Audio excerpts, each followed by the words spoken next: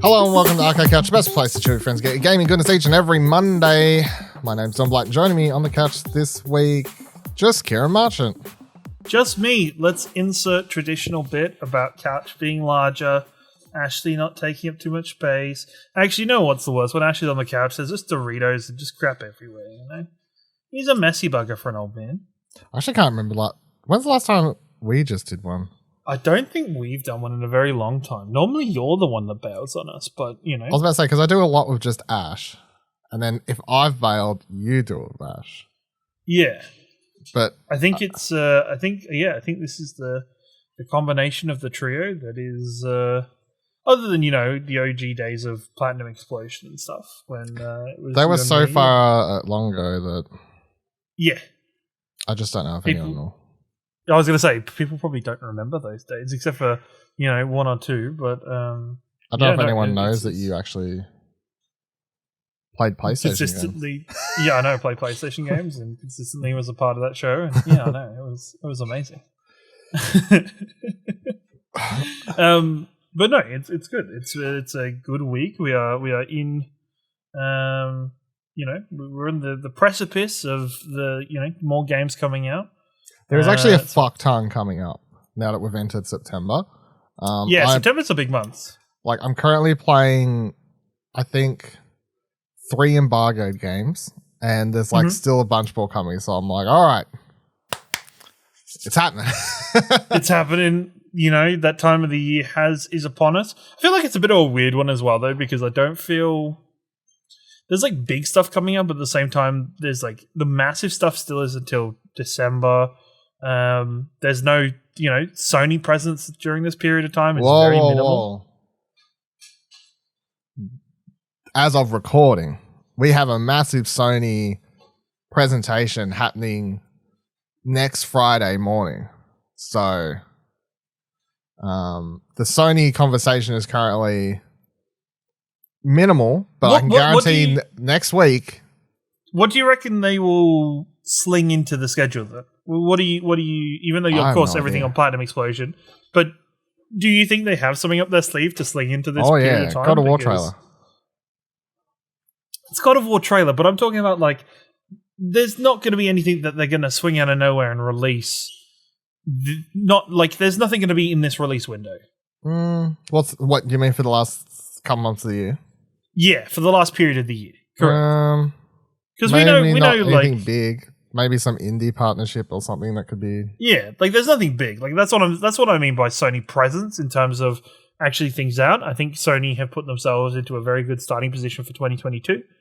But yeah, it's still they're still pushing Deathloop as basically a PlayStation exclusive. That's fair. That is fair. And they did a lot of that during the PS4 generation, the whole third-party marketing it so people think it's just PlayStation exclusive. That's what they're doing with Deathloop, and that's coming out, in a couple of weeks? So that's currently their upcoming, even though it's on PC, all the marketing for that game is around it being on PlayStation. Yeah, which is fair enough. You've got it. You need to hold on to it. And it's which is a weird thing, right? That they're marketing something that's gonna have you know, spiritual ties in many ways to Xbox.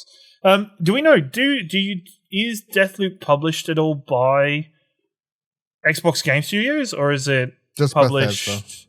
It is just Bethesda publishing it themselves. Fair enough. Because that would have been a fun time to see. I mean, technically, that's like if you boot up Minecraft on PlayStation. Yes, that's actually I hadn't even thought of Minecraft. Yeah. Minecraft is the thing that is. That goes beyond the boundaries of normal gaming and the kind of the gaming wars. Or if you boot up like was it Ori and Cuphead?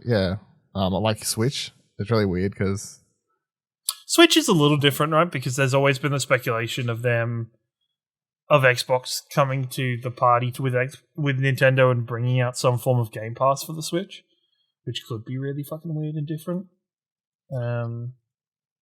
But yeah, it's there is definitely kind of lines being crossed in a good way for once. And you know, that comes back to stuff like the multi-platform gaming and everything that has grown so forward with largely with the criticism of people and kind of the need for community to request for such things to happen. But yeah, on the right path. And then I'll just put it out there because we're in September now. In September, once we enter September, my body each and every year goes, all right, this is like the home run of the year, right? As soon as we hit September, I feel like we're in the end of the year kind of thing.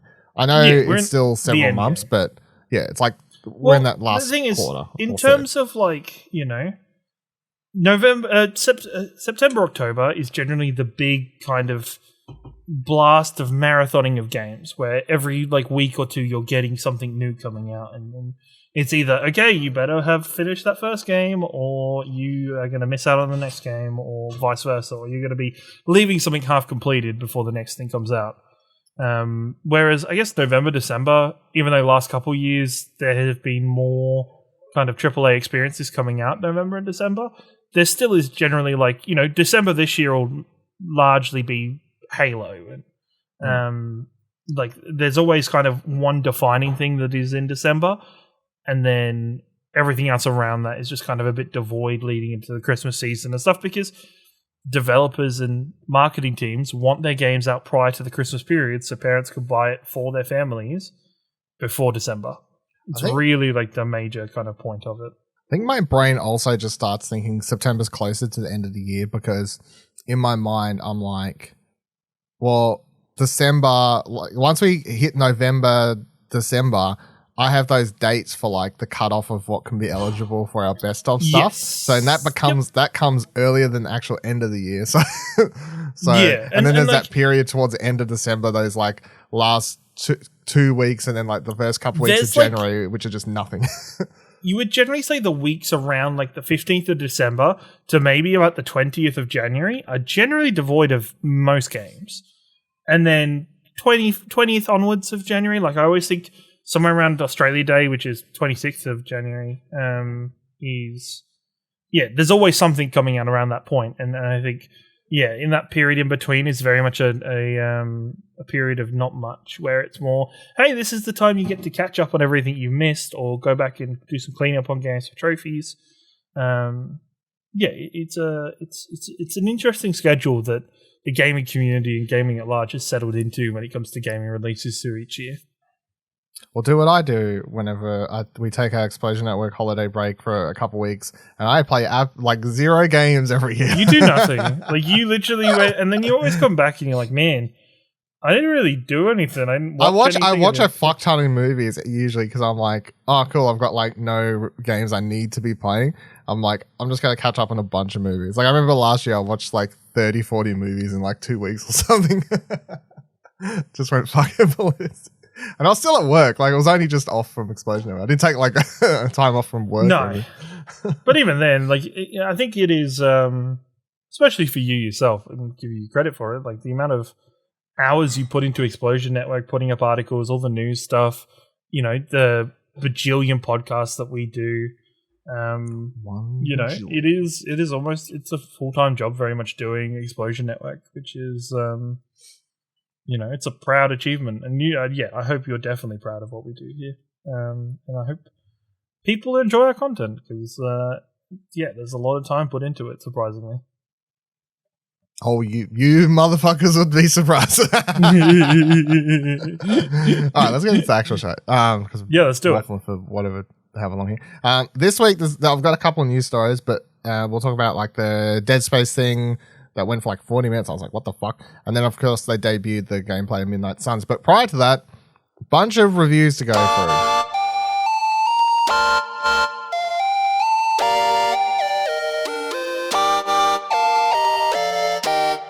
The first one, I'm just going to kind of skim over because if you want to hear me talk about this more, go listen to last week? Yeah.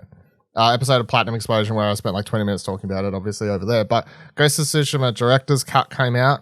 I put up 2 reviews on the website for it. So the first one I put up was just the Ghost of Tsushima Iki Island DLC, because that's the main reason people would be buying this. And for people who are confused about this, you have to buy the Director's Cut on PS4 or PS5. There's different price points. If you buy the Director's Cut on PS4, you're basically just buying this DLC, Whereas if you're buying it on PS5, you're getting other stuff that come with the upgraded thing. But the main reason you're buying it, I guess, is for the Iki Island thing. It's a pretty solid DLC. I gave it a 7. The story basically delves into Jin's family's past, because Iki Island is actually where his father died. So you sort of relive that experience and get to, it's a lot of like him coming to terms with his father's death and if he did the right thing, and how the people who live there like sort of fear his family. And when you first arrive on the island, Jin's like not telling anyone his name because he doesn't want people to know like he's his father's son and all this sort of stuff. The main villain is like whatever. That was probably the least interesting part, but the island's really fun to explore and all that sort of stuff. It took me about 10 and a half, 11 hours, I think, to do all the usual side activities and stuff. So that's quite good. And then I ended up I did the director's cut as a separate review, which I gave an 8. So I went up 0.5. The main point of this is my original Ghost of Tsushima review was a 7.5. I went to an 8 on the director's cut because it runs better. I didn't have any of I went back and reread my original review and I was reminded of things like technical things I had where people's arms would be clipping through one another or the frame rate would annoy me at times, all these sorts of things. The game runs at 60, 4K or 1800p where it's a solid 60, whichever one you want to pick, like 4K where it's trying to hit 60 all times, or one where it sort of locks at 60 and has a slightly lower resolution. But it just runs so much better. You get the Iki Island DLC as part of it, PS5. You get it looks a lot better. I mean, it already looked good. The load times is a weird thing because obviously the fast travel is already super fast in the game, but the fact that you can turn from the menu, you can beat in your save file in like 3 seconds is like, like that's insane. Start game, that's ridiculous. Continue. Oh, I'm playing, like it's yeah, no, that is, and that's the thing. And I think that is it's nice to see that. I think, the last game we definitely saw that I think that I can really remember that kind of thing is definitely all the way back at the start of the generation with Mars Morales with its fast travel system. So I think it's interesting to the point where we are, because we're still at this early stage of the generation, we're still getting games released that weren't actually developed for the current generation. They were developed for the last gen. So a lot of these kind of improvements aren't being capitalized on. So it's really nice to see the director's cut actually be brought out for the PS5 infrastructure and fully taking advantage of it, not just being a little bit prettier version of the previous generation version, which is, yeah, it's good to see Sucker Punch taking the time to do it.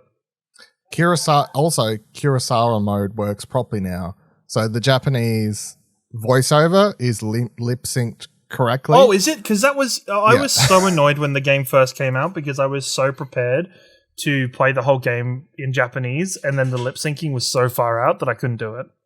Yeah, because I started a new game in Kurosawa mode with Japanese, the black and white mode with the Japanese voice. Yes. And it's so much better. So the reason why is that they had because I can't remember how they explained it now, basically, but it's like the cutscenes weren't being rendered in engine before, so it wasn't like getting the audio to sync up correctly or whatever, and they had to, and because they couldn't store 2 versions of the cutscenes in the old version because it was too much data, they had to just make it do. So that's why it would work when it was in game. When you're playing the game, the voiceover would be better than like the cutscenes. But now they just render the cutscenes in English or Japanese just in real time. So it's no like, that's kind of, It's a weird thing. Like if you look into it, but yeah, obviously I didn't play the entire game again, but the new game I did start to Macarena Director's Cut. How did you find the Japanese voice acting? Because I know it was something that like the voice acting itself was really good. Apparently, at all times it was just the lip syncing. It kind of just changes the game because like the tonal voice acting difference between the English and Japanese VO kind of makes the tone just seem really different. Like I actually think Jin's character seems a lot better with Japanese voiceover than it does, because the English one, like I think it's fine. Like I never particularly loved Jin that way because he often just comes across sort of, I don't know, disconnected. He was always a bit. always a bit bland in many ways. In terms of like the overall character presentation and just the things that he was going through. You kind of wanted a little bit more of that emotion and context coming through in the voice acting, not just in what was going on. So that's positive to hear. I unlocked I brought some charm thing or whatever that you can, if you wear on your armor, it adds extra blood to the game. So I was like playing it in black and white with this extra blood and whatever else, and every time it would go into like a showdown with people and like fucking cut their limbs off, it'd be more blood, but because it's in black and white, it looks like insane, like R-rated samurai feel now. It was like, did it come off like what was that Wii game? Was it Mad World? Yeah, I think that was it. All black and white. The gladiator thing. Yes. Yeah. So apart from, not to go too far into it, because of course you spent so long talking about it on Platinum Explosion, for somebody diving into it, is the director's cut, is the content added just performance-based and just these little kind of touches? Or is there actual narrative changes and actual content added or changed there at all? Other than Iki Island. Yeah, other than Iki Island, it's just all features. I mean, you have the co-op multiplayer stuff on disc if you buy it disc-wise. Obviously, you don't have to install that, but it's free anyway. Other than that, that's features. You've got improved visuals, improved performance, like frame rate-wise. You've got improved 3D audio. You've got haptic feedback now, adaptive triggers. I think I'm missing anything. And the Japanese VO's been fixed. That's like the key PS5 features. The haptic feedback and all that's pretty cool. It works. I think it works best when you're not really noticing it in a game, but when you do think about it, you're like, oh, it's actually quite cool because it works over the different terrain. And then like when swords, like when you're in combat, you feel the like slight reaction of the sword sort of hitting against one another. And of course, when you use the bow, you get the tension and the triggers and all that sort of shit. But yeah, it's good. All right. Well, at least it's capitalizing on those features of the PlayStation 5. It's just always wondered whether they call it a director's cut. It's a stupid name. Director's cut does annoy me because I used to just call them Game of the Year editions or some shit, or like an enhanced complete edition or like complete edition. But like director's cut, just for me, it means that like generally, I guess if you're comparing it to movies and stuff like that, it means that like a bunch of stuff that was left on the editing room floor or removed from the original theatrical cut has been added. So. To me, that is a little disappointing that has been removed. Like it doesn't add that much to. I think it's a PlayStation marketing team effort because, like, Hideo Kojima's got Death Stranding director's cut coming out, right? And in an interview, he's been asked like, "Why is it called director's cut?" And he's been like, it really shouldn't be called." So, like, reading between the lines, I just think it's PlayStation marketing team. Bunch of people in a room have gone, we should call all these sorts of editions director's cuts, and then we'll call any future versions of games we do like this, similar sort of thing, director's cuts, and that's what people, like, it's a marketing thing, I think. Yeah. Okay. The other minor thing, and I don't want to get into it because it's probably been the talking point of this last week, and I'm sure you and Ashley will go into it on Platinum Explosion, is comparing the upgrade path for this game to comparing it to kind of what's coming with Horizon and everything. Where Sony seems to be in two very different formats where for this game, even though, yes, it's a director's cut, there is a very clear kind of, if you do this, like this is how you upgrade it, or a clear path of upgrading the game. Whereas Horizon, there's no upgrade path. It is, if you're buying the PlayStation 4 version, you're buying the PlayStation 4 version. Same vice versa for the PS5 version. There's no easy way to, if you want to change consoles, you have to buy a whole new game to be able to get the advantages of that console. Do you think PlayStation's a bit of a split at the moment on this kind of thing, or is it just simply the fact of Horizon is just a completely next generation title? It just happens to be appearing on the PlayStation 4 still. I think it's dumb because it's just bad marketing when Xbox is like, whatever game you buy. If you buy the Xbox One version, you've got the Xbox Series X version. Well done. There's no like weird marketing. It's just buy one, get it all. And that's the thing. There is with Horizon, it's like if you buy one of the special editions of the game, you get both. It's just if you want the standard edition of the game, you have to buy the one you want. It's Unless there's a huge pricing difference thing, like if they come out and something. But I don't think that's the story because I think you can pre-order it now. But the thing is, right, even if there's a huge pricing difference, it means that, say if somebody who doesn't have access to a PlayStation 5 currently, or doesn't at the time of its release, buys the PlayStation 4 version, when they buy a PS5, if they want to experience that game on PS5, they need to buy the whole game again. Yeah, it's done. Like that's the big thing that annoys me, or just that I think is really weird, is that you have to buy the game all over again, like full price. I would probably be okay if they just said, hey, it's like a $20 upgrade, like they have already done with several different titles. Yeah, it just seems to be an odd choice by PlayStation, and then very kind of almost a bit anti-consumer in that nature. Yeah, I think it's dumb. Unless they can come out with like a really good reason, I just don't think I don't see how anyone can sort of stick up for it at this stage, to be honest, because it's just dumb.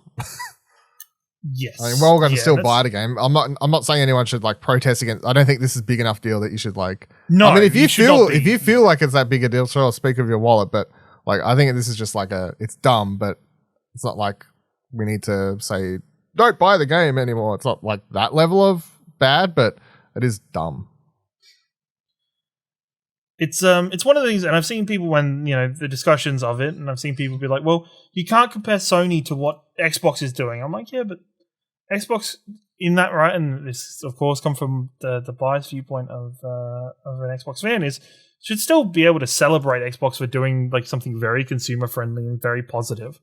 That was how PlayStation kind of pulled back their position in the gaming landscape, at the start of the PS4 era, was being completely consumer friendly, and it's starting to feel like, because of their position and how they're comfortable they feel where they're at, they're now making some very almost unconsumer friendly choices, which is pretty sad overall in my opinion. Yeah, it's hard to think about that Adam Boyes and Shuhei Yoshida video where they're like, here's how you share a game on PS4.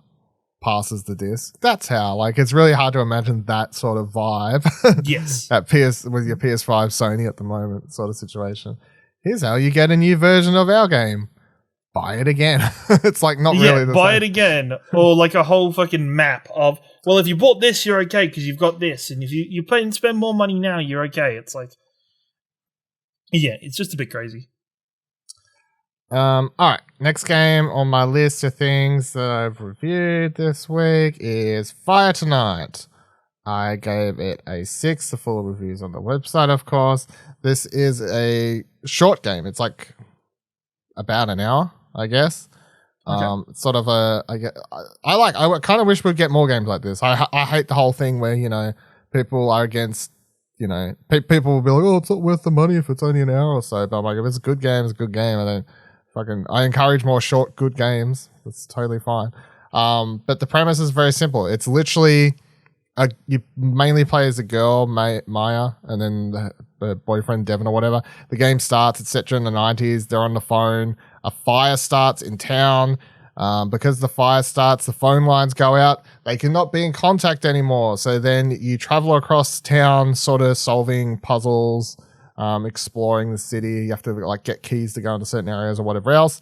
And the main idea is simply being, hey, I just want to get back and speak to my boyfriend and see him. And that's the game. It's literally, but like as I wrote about my review, the way I sort of start my review, I'm like explaining how I can sort of get this as I would say the last sort of generation of people who understand like the 90s, like before having, phones or whatever else, or internet, I guess, or whatever. Yeah, like the premise of dial-up and stuff like that. Yeah. I was like last generation, but I'm like, if you're younger, can you understand this? Like, does the idea of like having to no access to phone, no mobile phone or anything, like, does that even make sense? Does that even make sense to most people? But that's the part that I'm a bit confused about. But it's all right. It's about an hour. I enjoyed it. It doesn't overstay its welcome. Not gonna complain about it. It's worth checking out. It's on Switch. Oh, it's on everything actually. I think it's just on all consoles. All right, next game. Your one, Kieran. You've been playing My one. Big Con. I have been playing the Big Con, published by Skybound Games, by the developer Big Yell. The Big Con is your classic, and it's kind of interesting going on from what you were just saying, your classic kind of 90s teen movie that kind of draws its aesthetic so largely from everything you can think 90s. It's the story of a girl, Allie, who has grown up in a video store that, after finding out that the video store's under some threat by some loan sharks, she decides she's going to start becoming a con artist to earn the money to be able to save the store that she loves. And this results in you going to across the country, conning your way into different locations, earning money through pickpocketing, and kind of achieving other objectives within the world. I think its aesthetic and music and everything about this game is really good. If you are from the 90s, there is definitely things of, her mentor or kind of your guide character that is there to help you if you ever get stuck. It's called Rad Ghost.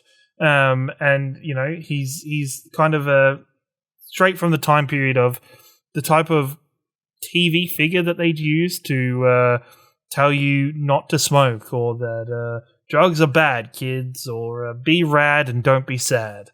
And that kind of stuff, combined with a great audio score and visual design, is really fun. I think overall the gameplay is a good starting place, but I think it has its own shortcomings of it's not a very hard game. It is overall an adventure game and more of a story-driven game. But the main gameplay's premises is each time you come to a new location, you're set with a new amount of money to kind of steal or get into your hands. And one of those mechanics is a pickpocketing mechanic that you just walk up to any character. It tells you reasonably how much money they're going to have, and it becomes you literally start off like a mini game each time to get it. That mini game is ridiculously easy. I don't think I failed at that mini game once throughout my 4-hour run of the whole story. And sadly, it kind of diverts a lot of the cool story aspects of this game. Generally, while you're in the world, you're given opportunities of things you could learn or things you could do for other people and earn money for doing it. But at the same time, a lot of that's subtracted by the fact that you can just run around, pickpocket pretty much most of the characters in the level and get the money total that you need. It gets to the point where you're pickpocketing people later in the game and you're earning thousands of dollars just off pickpocketing them. And it's a lot of money to have in your back pocket. Yeah, like it's a lot of things to have in your back pocket that you just lifting out of their pockets. And like there was times where I had barely scratched the surface of like kind of one of the opening levels before I had the money, and then I accidentally walked out of the level and I couldn't go back, and and all I'd really done was pickpocket a few things, do like 1 or 2 puzzles, but over not really largely kind of solve things. There's also like a number of puzzles of like somebody has lost their bag and there is a padlock on it and you have to figure out the number. And one thing you can do is you can go out and find where they've talked about this or where it's related to, and they will give you a hint of what the number is and go from there. Or if you're like me and you want to test it out, you can just brute force the combo, because it just gives you a series of multiple choices of what number you want to add, and there's only 3 numbers for the pin. So you literally sit there it does take a little bit of time, just like trying combinations, and eventually it will unlock. The game does overall run really well, but I did run into a number of issues just with either the screen freezing or like the game moving on to the next scene, but having me stuck at the previous kind of scene's like design. That I had to reload a number of times. One of them, I actually had to restart the entire game because the game features a single load system. So it's only one load and it's on automatic saving load. There's not multiple save points. You can't go back to an older save. So if something happens to corrupt that file or to kind of make it so when you're reloading there's an error, you have to restart the whole game to be able to jump back in. Overall, I think Big L done a great job with kind of introducing this and playing around with the nostalgia-filled 90s kind of gameplay and game design. But at the same time, I think the overall gameplay mechanics kind of pull the rug from under them. there never feels like there's any risk in doing anything, which is kind of a big thing of a lot of con artists or a lot of kind of things that you involve stealing is like the chance of you getting caught is not very high. So anytime that by the later parts of the game, you're just kind of doing things without any feel of any consequence. And of course, the story wraps up in your traditional teen movie way of wrapping things up, where not everything gets solved and just kind of, haha, thanks for doing that, kid. But yeah, overall, it's a good jump. It's only, once again, it's a short 4-hour playthrough. It's an interesting experience, and I'm excited to see not only what more comes from Big Yell, but also Skybound going back towards this style of adventure game instead of just being kind of solely focused on the Telltale style of games of the kind of the previous few generations for them. Do you know what you're going to give it, roughly? 6, I think. I'm pretty settled on a 6. All right. Next from me, Golf Club Wasteland. So I did talk about this, I don't know, like a month ago when I previewed it. Developed by Demagogue Studio, published by Untold Tales. This is another sort of short one, probably around 4 hours as well, I would say. So it's a side-scrolling, or a 2D, I guess, golf game. And the general premise is you're a space astronaut. Well, not really. You're the last remnants of Earth have all gone to Mars, and now people pay big money to come back down to Earth to golf on the now toxic remains of what was our planet. The game is very on the nose, and not even in a bad way. It's just like the game knows what it's saying with its story and what it's doing through what you hear in the game and from what you even see in the game visually. It's very interesting. There's lots of just sort of names of buildings or spray paint and these sorts of things happening in the background. You're coming from the main city on Mars where Earth, the remaining humans live now, is called Tesla City, I think is the name. So it's very much the game's developers very much like ultra rich people and corporations fucked the Earth. Now it's dead, and now they're the ones who are surviving on Mars, and they all hate life because as you play the game, you have this radio station playing in the background, and there's a DJ, and he'll talk a bit. Then you'll play like 2-3 songs, and then they'll have like an interview segment with someone talking about what it was like living on Earth in those last couple of years prior to it dying and everyone having to leave. And that's sort of how the story is told. You also unlock journal entries for the character you're playing as by either just completing one of the holes, or you unlock other ones by getting par on the holes. Because if you're playing the game on story mode, which is what I played it through the first time, and I haven't completed it on any other difficulty. There are other difficulties where it's like you must get par, or must try and get par, or under whatever, above a bogey or something probably. And then there's like an Ironman mode, which I think you have to do everything in like a couple shots, which is just way too hard for me. I like golf games, but I'm terrible at them.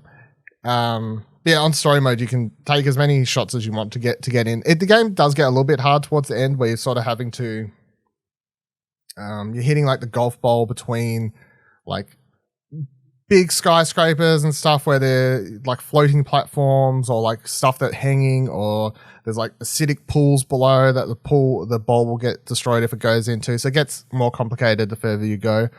By the time I got to the end, I was like, yeah, this story is really cool. I like what the developer sort of did with it.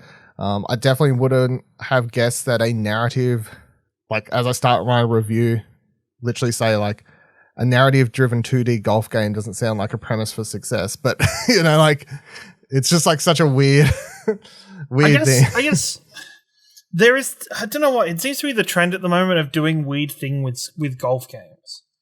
Like there's just like, having these more oddball, absurd narrative games, or kind of, we've had like What the Golf and Golf Story, kind of using golf as, I don't know what it is about golf, but using it as a premise. It's an everyman's game, secretly.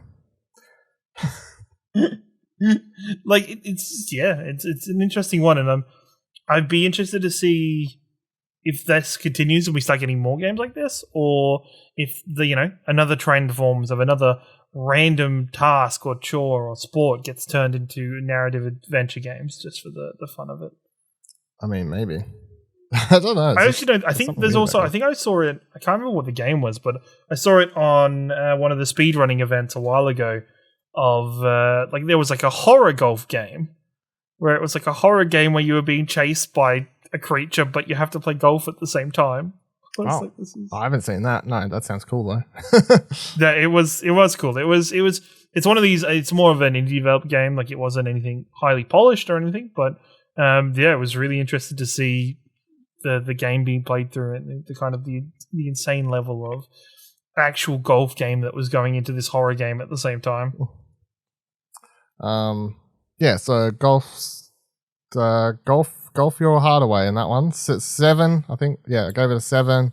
It's on PC. Oh, it's on everything as well, actually. No, it's on everything. All your consoles, go for gold. Do what you want to do. Play it wherever you want to play it. Their upcoming game, I looked on their website, the developer, and they have another game that's set to come out in like 2023 or something. Looks like someone's like boating around. Looks like it's on Earth because they sort of had pictures, art up, like concept art or something, I guess. But I think, again, it looks like the Earth is fucked environmentally, much like this one, because it's like flooded. So I can kind of see where this developer's sort of heart lies. It seems to be in sort of, I guess, environmental awareness or like anti-big corp stuff, which, you know, fuck the man. Let's see how that goes. Next game, played. I haven't got a review up for this one yet. I think I haven't even finished it. I will finish it between. I think I have like an hour or less left from what I can gather, so I'll finish it before this post though. But Road 26. So this one isn't it 96? Sorry, 96. What did I say? You said 26. Oh, sorry. That's a different game. Road 96. So this is an interesting game. It's sort of like, it is basically an adventure game, but like it's also procedurally generated, and it like interconnects all these stories and does lots of interesting and weird things. So it's set in like a fictional country, which is very obviously meant to be America. It's called like, starts with P, I can't remember, but nonetheless, all these kids are trying to escape it. And like, there's a real evil president ruling over it, and there's political unrest in the country. To a degree, the way it boils down, it's like, its politics are very obvious, and it simplifies it to a degree that like just doesn't work for the real world, because it's very much like evil president, and then there's a woman opposing him who's got like blue posters, and she's like the good candidate that all the like bad people hate, and then you got the like it's very simple, but I think it's done purposely to be simple, I guess. Like they're not trying to make you have to think too hard. The game is not trying to make you have to guess like where its politics lie. It's just sort of just laying it all out there, which I can appreciate to a degree. But the core premise is that you'll start a playthrough. It's not like a roguelike. It's just that I think it might take you longer to beat the game, from what I can gather without looking it up, because I don't like look up spoilers if I've only got an hour left. It seems you have to finish the game X amount of times, but I feel like it's just, you would get there eventually. It just might take you a little bit longer. So you'll start a game and you basically load in as a kid or a teenager. They're usually between 14 to like 18. And they're on the road, and they'll say they're like 1,800 or X amount of miles from the border. And that's where every character's trying to get. And then what happens from then is you sort of have these scenarios play out, and this is where randomly, I guess it assorts the elements of the game. They're not fully procedural or whatever. It's just like sort of it's like building blocks. Like they'll like the block is there, but it's just they'll chuck you a random bit to add onto your story. Yeah, like, and it doesn't, you can play the game, like you could play it and you'd get dealt a different way of like playing out the characters and meeting the main characters of the game than I would. So the game does focus on like these sort of 8 main, I think it's like 8, it's actually 1, 2, 3, maybe it's only 6. It's only like 6 main characters, because your character doesn't talk. You play in first person or whatever. But like, you may load in your first playthrough, and as you can see if you're watching the video version now, you're in this car with this taxi dude, and you'll talk to him for a bit, and there's choices that can be made. Spoilers, this taxi dude is not very nice, so just try not to piss him off. It could end bad for you.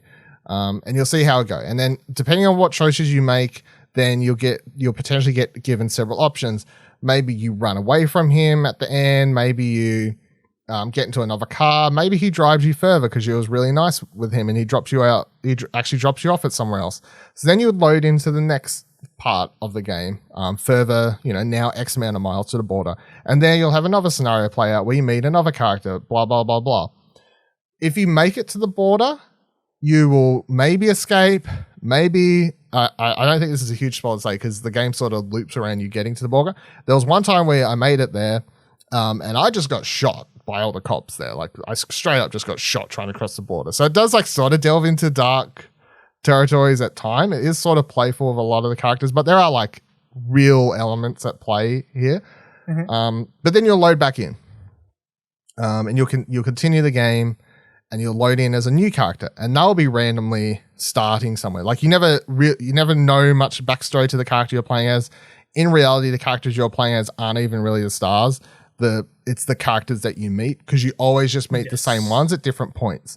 Now, the interesting thing, and this is the thing I'll make sure not to spoil, especially because I believe I have one more round to do to see how it all plays out, but the game does like a Quentin Tarantino, Pulp Fiction, or whatever type thing where as you start playing, you realize that everything is connected. So, like, maybe the first time you play a character, you're playing on, like, July the 6th, and I'll give one example. So I got into a taxi once with this dude, and next to him there was, like, some items of stuff, and he said someone else left them.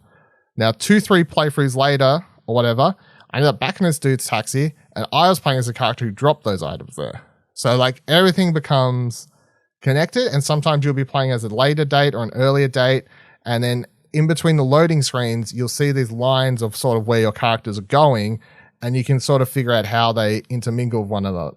So, and then also when that character, the kid I played as, got shot to death on the border, the next playthrough characters I met were talking about that, and they were blaming it on sort of I think they're called the brigades, which is sort of like the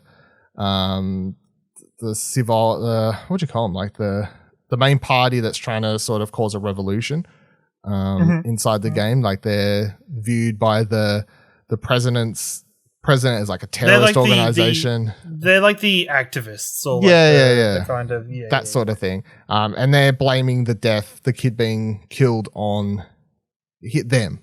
And of course, you know that as a player that's not what happened. But, like, it all sort of interconnects and plays off one another, which is really good. So you don't really get bored.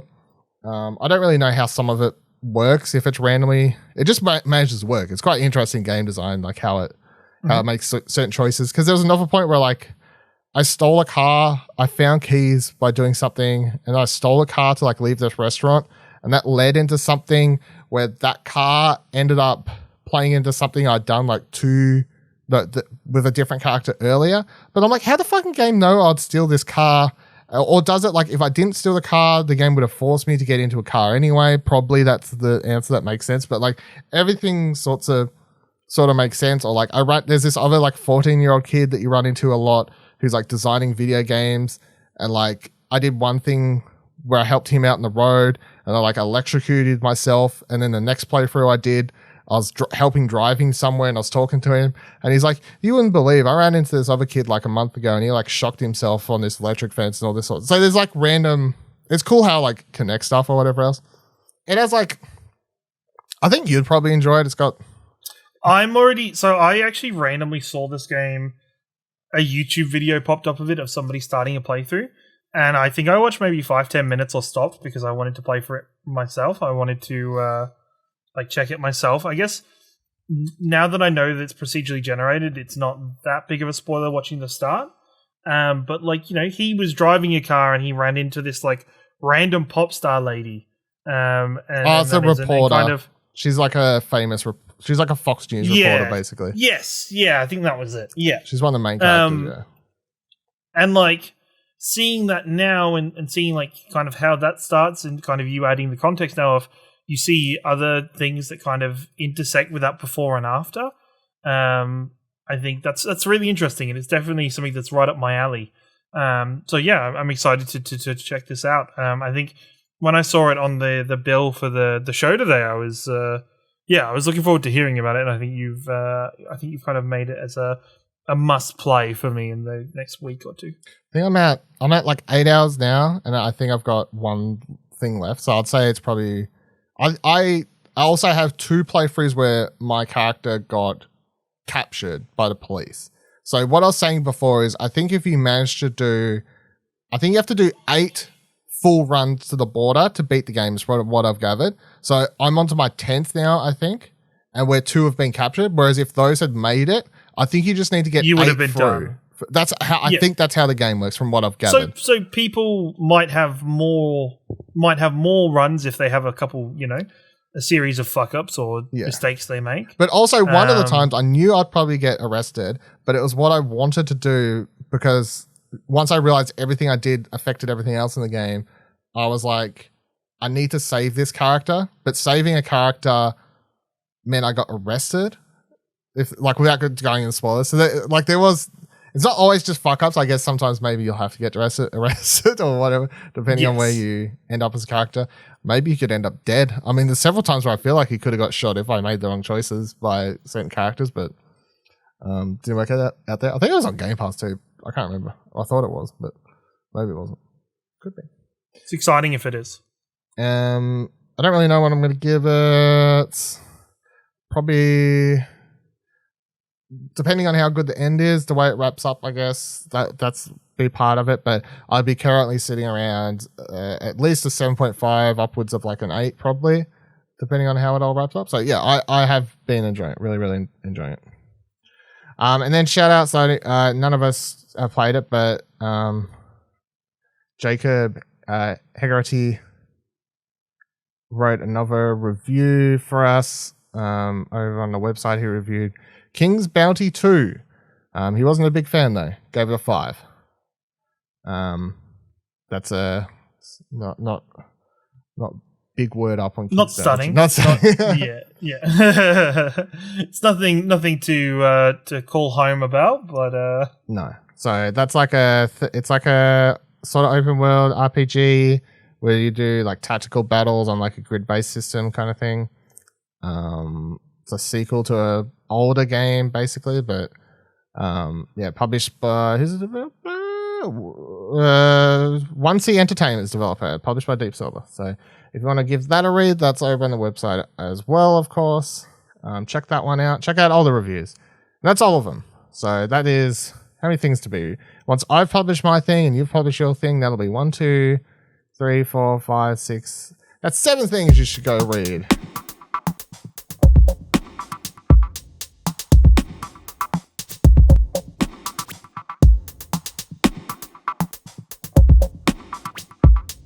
Alright, let's get into the couple news stories. So, firstly, Dead Space got a look earlier this week. It was quite an odd stream because they did announce, EA announced that they're going to do this Dead Space stream to show off an early look at the game. And I was expecting, maybe a 5-10 minute sort of developer dive with a proper first trailer or something. But it was a full 40-minute fucking, let's just really, because I guess it's a remake, we don't really need to hide much. Let's just really show you where we're at with the game at the moment and kind of how it's going and everything else. So Kotaku writes, hosted by senior producer Philip Duncan, creative director Roman Campos Orleo. The stream showed a very early look at the upcoming remake. So if you was expecting a gameplay reveal, you didn't get that. If you're hoping for another cinematic trailer, you didn't get that either. Over the course of 40 odd minutes, the duo dished out how the studio was approaching the remaking the beloved game. Talked about how it's been planned, AAA, showed off a bunch of behind the scenes stuff, mainly focused on showing, the lighting looks a lot better. Obviously you could show the old one, the new one already looks a lot better, and it's going to get polished up closer to release, of course. One thing they talked about is that Isaac Clarke's Gunnar Wright, the voice actor who did Isaac Clarke, is coming in to do the voice work for the first game, which is good because he was actually only brought on for Dead Space 2. In Dead Space 1, Isaac didn't have a voiceover other than like sort of they got someone to do the grunts or whatever, but he didn't really talk at all. So they're going to add voiceover for the first one on top of that. They also talked about cutting off the enemy's limbs, which is of course a staple element of Dead Space, and that's how you go against fighting the necromorphs. You need to not just cut their heads off, but cut their limbs off before you can destroy them all. And they said that they're switching it up. It's going to make it a little bit more harder, complicated, I guess, like make the system with these days, I guess, game engine systems and stuff, you can make it a lot more, I guess, realistic or something. But that system was, sort of groundbreaking to a degree when that game came out, and you could literally just chop people up into little itty bits and stuff like that. It wasn't too much information, but it was, I guess, nice to see a studio or a big AAA studio, a big AAA game quite happily just sort of talk about stuff and not have to like hide. The video game industry has this thing where they're always sort of hiding what's happening and whatever else. I've talked about this before, where I think the movie industry, apart from like maybe Marvel movies or whatever, has never really had this like same degree of just gotta keep everything quiet. Yeah. I feel like I think we brought up a couple of times now on the show is that communication is becoming more and more important to game developers and to communities, because I think it not only does it forlay anybody being frustrated or wanting the game to come sooner, it kind of means that developer doors are more wide open and more available to fans to check out what's going on with the game that they're excited for. So we don't get people demanding for the game, which hopefully in turn like kind of alleviates a lot of the pressure on crunch and develops better kind of timelines for games. When fans are having months and months at a time without any information about a game, people tend to getting, unnaturally restless and start to like almost demanding that they be given something or be told when is it coming out. I think it's interesting. It's a positive that more devs are starting to see that they need to open their doors a bit more and talk a bit more about their games to really kind of scale expectations and to show what they're doing with the game. Yeah, I definitely don't mind it. It's like it helps keep everyone in check and I guess understand where a game's at as well. So you won't have a cyberpunk situation, CD Projekt Red bullshit situation happening. And even like with these remakes, because there's so much jargon about remakes, remasters, and what they are, I think showing them in earlier stages gives fans the idea of just how much work's going into them. Is it just like a HD upscaling of the original game? Is it just a kind of a reskinning of the original game?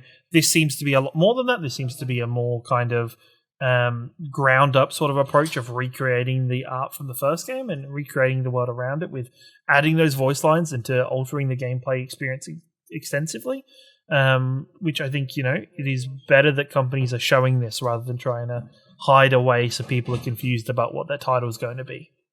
Yeah. I'm very keen. I think like the main screenshot, which I had up in the video version a second ago, and the main GIF that was being posted on Twitter was the sort of direct. They had like, here's the whole way from this moment, like in the original game, here's the whole way from the remake or where we're at now, and it looks way, way better. Like it's one of those things where I think if you haven't played the first Dead Space for a while, if you may think that the remake looks how it actually looks in your head. It's one of those things we talk about with re-releases and remakes where you're like, a remake comes out and you're like, oh, it doesn't look that great. This is how it always looked, didn't it? Because in your head it always looks better. But then if you go back and play the original, you're like, oof, it has, it is old. Has some age on it. Yes. So, but I'm definitely super keen for this. Can't wait to get like full on gameplay and all these other things. Even the stuff they showed, it was quite, like I saw a couple side by sides. It is quite obvious the extent of change there is graphically, at least with this game. Which hopefully kind of further accentuates the horror and tenseness of that game. Especially, I'm excited to see the necromorphs and how they change and form throughout the game. Yeah, I would say Dead Space 1 is like one of my favorite games of all time. Or at least the first, I don't know, just Dead Space 1 and 2, like probably just two of my favorite games of all time. Love them. I was obsessed with that franchise for a while. Like, was obsessed. I had all those animated movies and the comic books and playing the shitty mini game spin-off, playing the Move spin-off. Like, I was like, couldn't get enough of it. And then they killed everything I liked about it with Dead Space 3 and I didn't even finish it. So yeah. It definitely became... It was weird how Dead Space transformed into a more of a co-op action experience towards the later halves of the... Well, it's just the third one. They're like, it's a co-op now. The first game's like full sort of proper survival horror. The second one... survival horror. Second one's like Resident Evil 4 where it like sort of switches up. It has like much more like survival horror sections that has some more like action horror centric places. Because that was coming off the bat of Uncharted and they're like want a bit more action at the time. And didn't they also have Dead Space 2 had co-op, but it was not really a story point that co-op was there. It was just like a you know, how Halo never references the fact that there's more than one Master Chief running. Was there? It's only third I couldn't one. remember because was it the only one? The third one? Oh, okay, that's worse then. Yep. The third one. Because I thought for some reason I thought Dead Space 2 had co-op, but it wasn't acknowledged in the story. So the writers thought, oh, let's acknowledge it in the story and add an extra character so that it does make sense that there's co-op.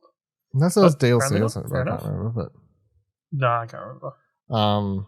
Dead Space 2 still has one of the most fucked up video game moments towards the end of that game. We have to do something. And I can't wait to see if Dead Space 1 is successful, then we can get a remake of Dead Space 2. And for anyone who's a fan of those games, they'll know exactly what moment I'm talking about towards the end of that game where you have to put something... Do you hope that this remake is in the style of the Resident Evil remakes?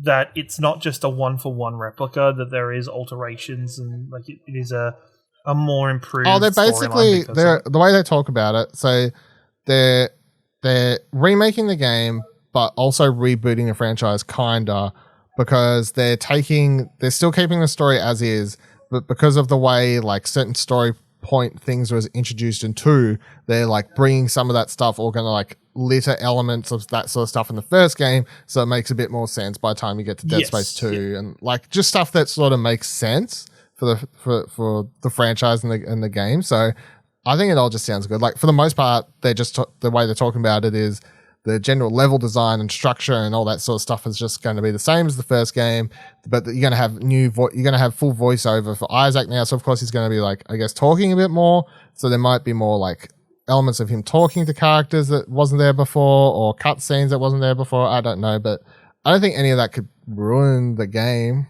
really. It didn't ruin the game when Isaac started talking after the first one, so I'm keen. Definitely keen. I usually don't get super keen for remake sort of stuff, I guess, but super keen. Then also this week we had the first look at Marvel's Midnight Suns. So they put out another trailer and then they put out sort of a gameplay overview thing. So to boil it down, the game is not what everyone sort of expected, which is it's not just XCOM but with Marvel characters. And instead it does use a card battling system to a degree, so there is like a randomness to it to a degree, not just straight up like attack, hide behind this thing, blah blah blah blah blah. So you can sort of pick and upgrade these cards, which are your attacks, and you're dealt them. I don't really mind this. The one thing I think people got confused about after this was revealed, which is people were thinking it's going to have like loot boxes and stuff, and they had to come out and be like, no. It's just like the battle system uses cards. You're not opening loot boxes or like buying. It's like the Slay the Spire. And yeah. It's just like built into the card game. Battlers. I think the first card battle I ever played was like the Metal Gear Solid Tactics or something. The PSP one. Acid. That's it. Yes. Okay. Yeah. Acid. But the battle, so you'll always play as the new character that they've invented for the game, and then you'll have 2 other Marvel superhero characters with you at all times. So 3-person squad in battles. Between the battles, you get to hang out at I can't remember the name of the place, but like this building where all the team are hanging out, the Midnight Suns are hanging out. And it almost seems like Persona-esque, where you can go choose to spend time with certain characters and like forge relationships and go out like on dates with Tony Stark or whatever and build a bond with Iron Man better, which I presume would maybe mean you unlock better abilities for him and that sort of thing. But the way they talk about it in overview, they're like, ignore other people and maybe they won't be as good for you in battle, or, this sort of thing. You can just chill out in the building and talk to characters. And then when you want to dive into a mission, you apparently just go sort of select it and select your crew or whatever. And then you can upgrade your cards and change them around and stuff like that between missions. And then when you load into a mission, off you go. I don't think they really showed the exact, I presume every character has like a movement, like in this sort of typical fashion for tactical RPGs, you'll have like a sort of movement meter. The amount of space you can move and stuff like that. Yeah, because it definitely doesn't seem to have like a straight up hexagonal or whatever like system when you're looking at as to where you can move, but it is turn based, and there are like limits to your attack range and all this sort of stuff. It's just simply that when you choose what attacks, they are placed off like I think it's like, you get like 5-6 cards or whatever dealt to you at a time. You can choose which ones to use. And I assume once you use one, you draw a different one or something like that. There are also combo moves with characters like team chain attacks and all this sort of stuff. Like I like it. I think it looks good. What do you think? Yeah, I think it looks great. Like I didn't see the full trailer until a bit later, but I did read online about it being card based, and I was let's see, bummed, but I was a little kind of delayed because I was fairly kind of hot on this game after it was announced at Open Night Live. So then to look at that and to see that and then to hear more about the game around that, I'm excited for it. I think it's going to be great. I think there is a lot of potential in this game, and I think it's an interesting... I think I'm really happy that somebody's using the Marvel properties interestingly, and they're not just doing kind of straight up predictable gameplay with it. That they are kind of trying to be a bit different and to find another story avenue to do it. And it is, mirroring comic books in very many ways, that you could have like multiple versions of the same characters having different runs at the same time, and that not being a worry and not having anybody caring about that, but being able to enjoy different versions. So I'm excited. I'm waiting for them to announce that they have all of the major voice actors for this game, just like Marvel Avengers did. Go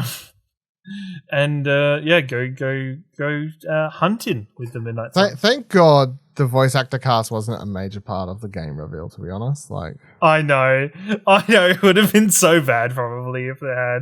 We'd be like, oh no, here we go again. Fucking hell. I'm definitely still keen for this. I would put, as I said last time, even after seeing the gameplay, I would put this above Guardians of the Galaxy as like my current, like what I'm more keen if I had to pick most keen Marvel game.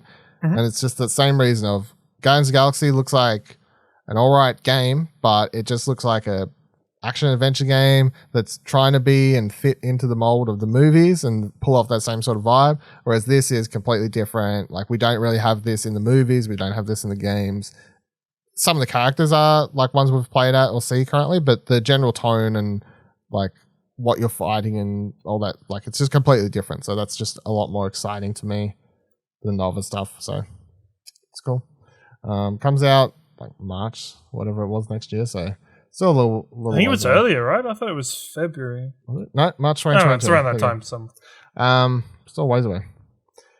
All right. Press Start writes Game Boy and Game Boy Color games are apparently coming to Nintendo Switch Online. It's been extremely quiet for Nintendo Switch Online in the last year or two, with only NES and SNES games being available on the service, but it seems that will change in the near future. According to Nintendo Life, both Game Boy and Game Boy Color games will be added to the Nintendo Switch Online service really soon. We know from an earlier data mine that Nintendo Switch Online app references 4 emulators, 2 of which are used for the NES Mini and SNES Mini consoles, so it's likely that the other 2 refer to other consoles not yet on the service. So just a rumor, but I just wanted to bring it up to say, yes, please, that's the only time you'll hear me on this podcast say that suddenly I care about the games that are available to play as part of the Nintendo Switch Online system. Because at the moment, every time they announce that there's new SNES, NES games or whatever coming, I go, cool. Like, some of the, not to say they're all bad. I'm like, I like that game, or like, I've played some of those games. Sometimes I'm like, in another world, I wouldn't mind dabbling and even trying to play that game. But none of them get me super excited. If they start adding Game Boy games, though, because that is the first thing I ever played as a kid. Like, I played a Game Boy before I played a PS1. That's where you're going to hit my nostalgia strings straight away. So, yes, please, make it happen. I will, and don't make me have to pay more. Just fucking add it as part of the continuing thing. Add the SNES games. There's all my favorite Zeldas. Because I'm on record. I like the top-down Zeldas more because that's what I grew up. I didn't have Nintendo home consoles. I had Nintendo handhelds. So all my favorite Zeldas are top-down Game Boy Zeldas. That's what I need. Give it to me, pretty please. And the best version of Tetris was on Game Boy. That's my rant. The original Tetris was really good on the original Game Boy. That's the type of thing, like, you know, Tetris on the go. That's why I always felt weird. Like, jumping on Tetris Effect on the Game Pass was like, yeah, this is cool, but like playing Tetris on a big TV kind of feels weird. I just want to be on a handheld, like lying on my bed or like sat in the back of a car on a big road trip or something. Just playing that while the world is going past. Well, nowhere to go to a road trip. Also true. Also, you know, thanks for pointing that out. Appreciate it. I just can't. Every time someone likes the can't go on a road trip. Can't go. And some people come. So even down here in Tassie, people would like joke, "Oh, I might take a holiday." I'm like, "Where the fuck are you going?" Like, just don't go on holiday. Just save it. Wait until the pandemic's over. Where are you going to go? In Tassie? Waste of time. Save annual leave. Just wait. Calm down. Last news story. PC Gamer writes, Resident Evil film reboot reveals Claire, Leon, and the rest of the gang. So welcome to Raccoon City. This is the upcoming Resident Evil movie reboot. Sony served up a first look at the movie's characters for a trio of stills from the film showcasing the main players and one horrifying enemy. First up, we have Leon S. Kennedy, portrayed by Avon Joja? And Claire Redford, played by Kaylee Scaladerio. I should know how to pronounce her name properly, but I don't. So Jogia previously appeared in Zombie Double Tap, Shaft, Shangri-La Suit, and the Stranger television series, while I fucking hate these names. Pasts include Pirates of the Caribbean, Dead Man Tell No Tales, Kroll, Spinning Out, and Pale Horse. And then you have in the next picture, we got to look at Tom Hopper as Albert Wesker, Chad Rock as Richard Aiken. He's in the background, a bit hard to see. Hannah John Kamen as Jill Valentine, and Robbie Amell as Chris Redfield. Image 3 is where that casting's actually pretty good. Image 3 is things where things start to get interesting. This is Lisa Trevor, portrayed by Marina Mazpa, who for years was the subject of various forms of experimentation by Umbrella scientists. Exposure to a prognator virus granted her enhanced physical abilities, including near superhuman strength, but it also kind of destroyed her mind and didn't do her physical appearance a shade of help at all. So, going one by one, so what do you reckon, Leon and Claire? What's your Leon and Claire impressions first?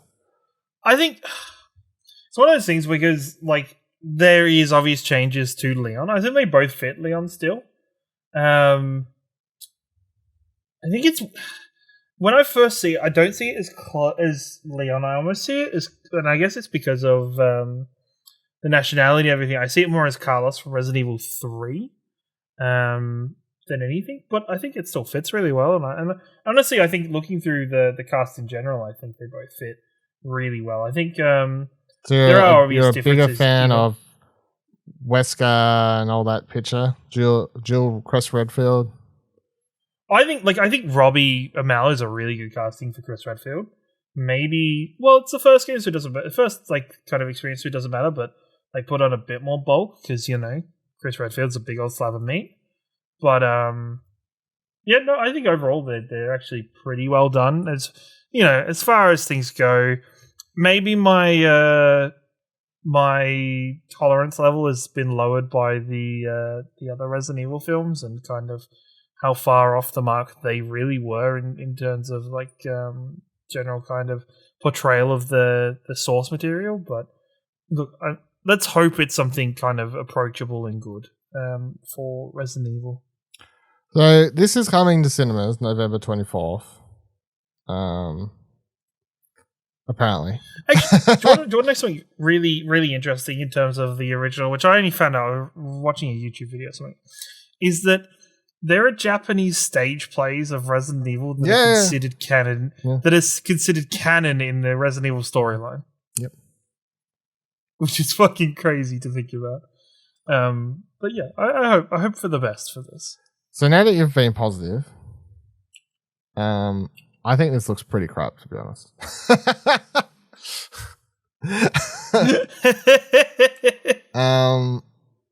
I will hope it comes out and it's better. I would love a really good Resident Evil movie. But, I mean, having said that, having just rewatched all of the Resident Evil movies to do an episode of Radio Watson, go listen to that, shout-outs.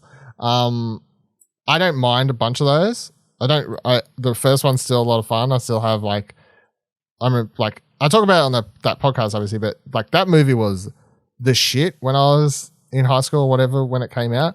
Like between the soundtrack and just the vibe and Mila being like badass and whatever else, it was just like it was a movie that I think everyone liked. The whole way scene where everyone gets cut into pieces, of course, was sort of famous and one of those talk about things.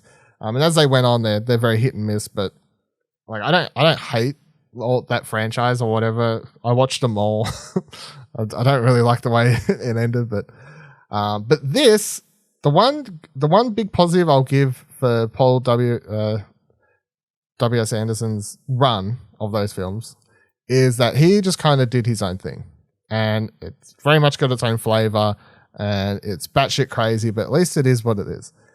This looks like a bunch of cosplay.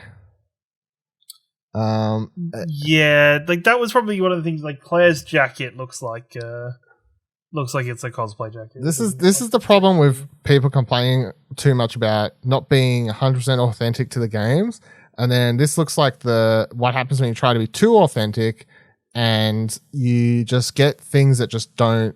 It just doesn't like game stuff doesn't always translate 100% to movies for whatever reason. Maybe it just doesn't visually feel the same or whatever else, but this just looks like cosplay.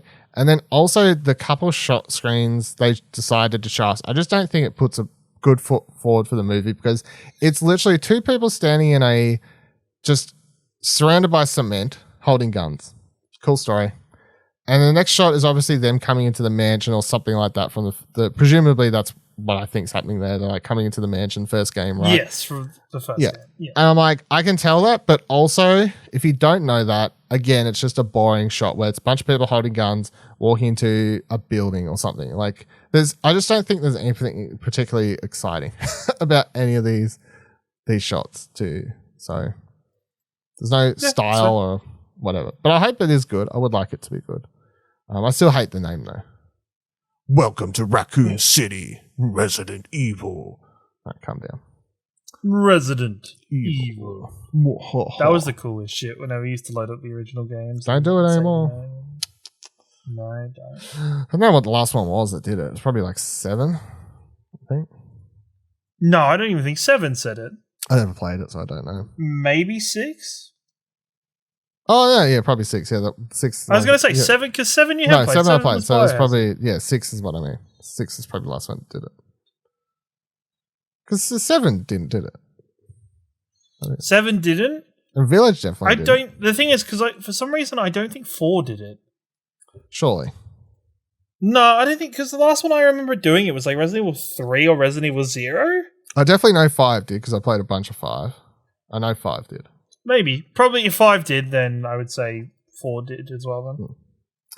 Oh, that'll do it for this week's episode of Arcade Couch. Let us know any comments, questions, or concerns you have about the show over on Discord or Twitter. You can find our Twitters at explosionnetwork.com/Twitter. You can find our Discord, explosionnetwork.com/Discord. If you like this episode and third it was worth $1, head on over to our Ko-fi page at explosionnetwork.com/support, where you can drop $1 or set up a recurring payment. It will be much appreciated to help support the website and the podcasts. And until next week, same time, same couch. Bye. Hey, don't forget you can subscribe to the show wherever you're currently listening, and you can drop a review if you can. Find more great shows like this and more content over at explosionnetwork.com, and please consider supporting us for as little as $1 over on our Ko-fi page by heading to explosionnetwork.com/support. Thanks for listening.